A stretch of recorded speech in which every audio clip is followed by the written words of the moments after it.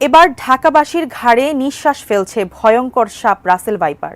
গ্রাম চরাঞ্চল পেরিয়ে এই সাপ চলে এসেছে ঢাকার খুব কাছেই।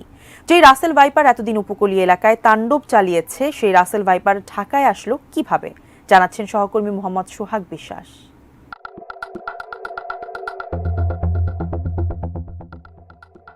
রাজধানী ঢাকার কাছেই মানিকগঞ্জের কিছু এলাকায় গত ৩ মাসে বিষধর রাসেল ভাইপারের সাপের কামড়ে অন্তত ৫ জন মারা গেছেন। সরকারি কর্মকর্তারা এ তথ্য জানিয়েছেন। রাসেল ভাইপার সাপ বাংলাদেশে চন্দ্রবোড়া বা উলুবোড়া নামেও পরিচিত।